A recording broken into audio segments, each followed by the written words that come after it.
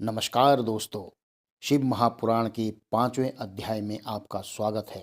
इस 5वें अध्याय में हम सुनेंगे कैसे ब्रह्मा और विष्णु जी की उत्पत्ति हुई।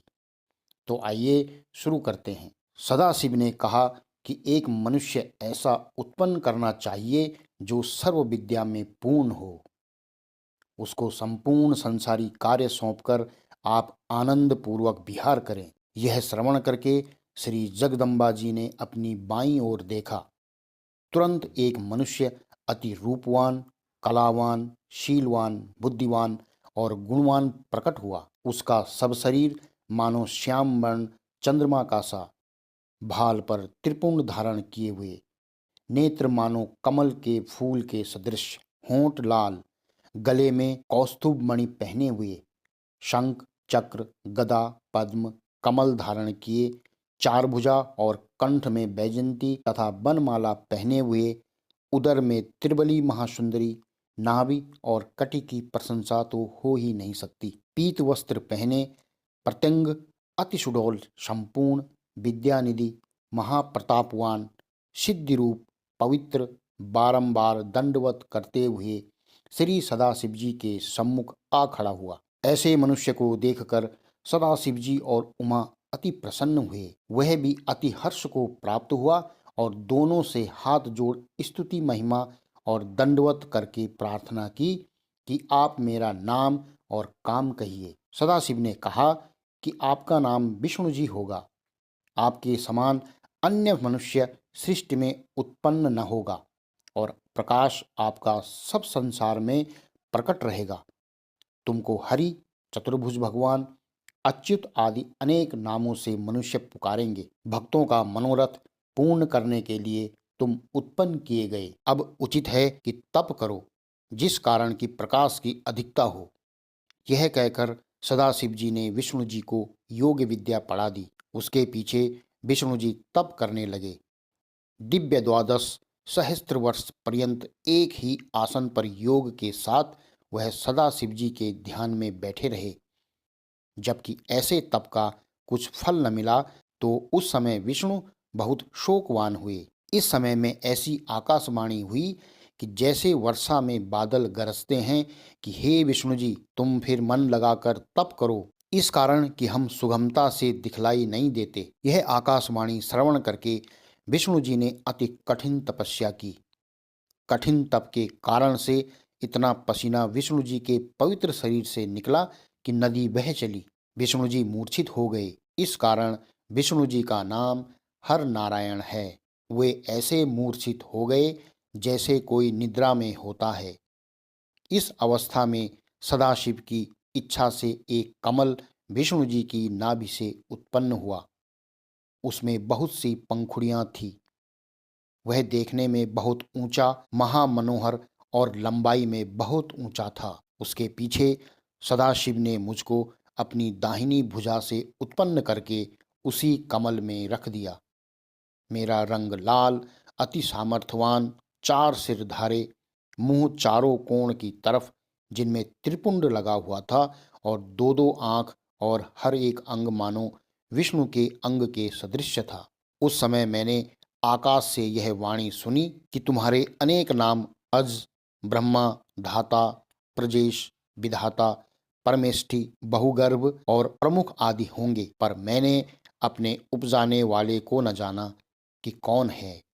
हे नारद, सदाशिव की माया तीनों भुवन को घेरे हैं। वह जो चाहते हैं करते हैं। विष्णु, हम, देवता, मुनि, ऋषीश्वर, सिद्धि, तपस्वी, दैत्य, दानवादि सब सदाशिव की माया के अधीन हैं।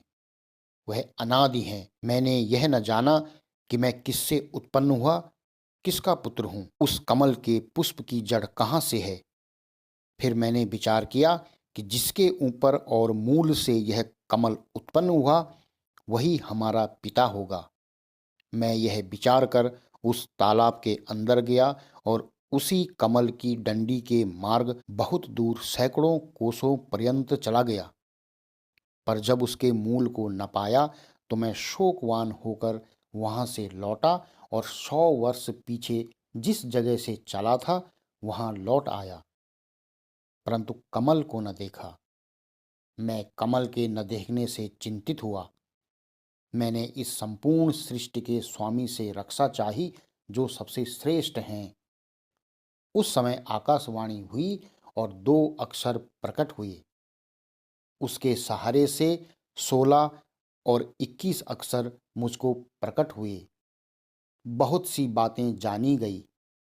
उस समय सदाशिव की इच्छा से विष्णु, जो अचेत हुए नदी में पड़े हुए थे, सचेत होकर मेरे नगर में आए। वह किरीट और कुंडल आदि रत्न पहने हुए, नेत्र लाली लिए, हास्य उनका खिले हुए कंद के पुष्प के सदृश, होंठ उनके लाल, अति रूपवान, कौस्तुभ मणि कंठ में, उत्तम वस्त्र धारण किए, 4 भुजा में शंख चक्र गदा पद्म धारण किए, दोनों हाथ अंगुली नख हृदय उदर नाभि और कटी बहुत ही सुडोल, पीत वस्त्र पहने, शरीर का रंग मेघ के सदृश, जिसको देखकर कामदेव लज्जायमान हों और शरीर के सुंदर वर्ण से अतसी पुष्प नम्र हों, ऐसे स्वरूप को देखकर हम अचंभे में हुए। सदाशिव उमा सहित ऐसे विचित्र सुंदर स्वरूप को देखते ही मोहित हो गए। इतना कहकर श्री ब्रह्मा जी ने कहा कि हे नारद, इसमें कुछ चिंता न करो। सदाशिव जो चाहते हैं वह करते हैं। इसके पीछे हमने कहा कि आप कौन हैं। विष्णु ने कहा, हे ब्राह्मण, हम ब्रह्म और अलख निरंजन हरि अचिंत्य भूपति अविकार सतचित आनंद हैं। किस कारण आप अचेत होकर ऐसा प्रश्न करते हैं? हम तुम्हारे पिता हैं और तुम हमारे नाभि कमल पुष्प से उत्पन्न हुए हो। अब निर्भय रहो, हम तुम्हारी रक्षा करेंगे। हमारे ऊपर और अन्य मनुष्य उत्तम नहीं हैं। सबके स्वामी हम हैं। यह बात विष्णु जी ने अज्ञानता की अवस्था में कही कि हम ब्रह्म हैं, हमसे उत्तम कोई नहीं है, इस कारण कि वह शिवजी की माया से अचेत थे।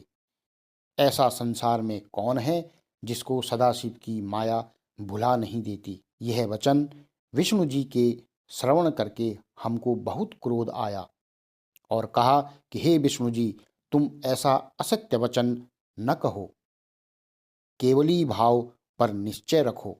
इस कारण कि जो हम आप ही उत्पन्न होते तो वेद हमको ब्रह्मा, पितामह, विधाता, परमेष्टि और विधि आदि नामों से पुकारते। हम अपने 3 गुण करके सर्व सृष्टि को उत्पन्न करते हैं।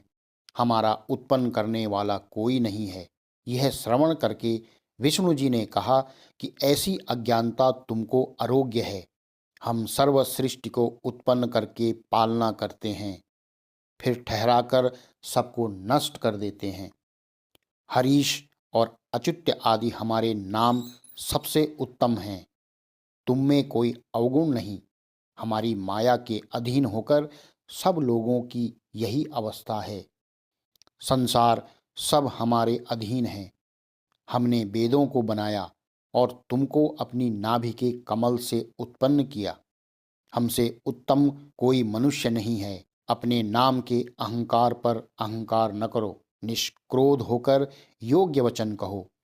जैसा कि अंधा आँखों की महिमा और निर्धन धर्मान की अवस्था वर्णन करे, उसी प्रकार तुम्हारे नाम वेद ने वर्णन किए हैं। भला होगा अगर हमारा पूजन करो। ऐसे अहंकार के वचन विष्णु जी के सुनकर हम बहुत हंसे, परंतु मन में क्रोध इतना उत्पन्न हुआ कि जिससे हम विष्णु जी शत्रु हो गए। हमने कहा कि तुम बार बार मुझको गुरु के सदृश, जैसा कि गुरु अपने चेले को झिड़क कर बुलाते हैं, उपदेश करते हो। हम वेद पाठक हैं और तुम नहीं जानते हो कि वेद क्या है। इस वार्ता को वेद आप ही वर्णन करता है। तुम निष्फल इतना क्रोध करते हो। वेद की कठिन गति वर्णन करके तुमने इतना वाद निष्फल किया। इसी वचन पर हम और विष्णु जी परस्पर बहुत लड़े। मूर्खों के सदृश शिव माया से बड़ा युद्ध किया। शिवजी की माया से दोनों आपको संपूर्ण सृष्टि के स्वामी समझे रहे। हे नारद जी, कुछ आश्चर्य न करना। क्योंकि सदाशिव की माया बहुत गुप्त है। ओम नमः शिवाय।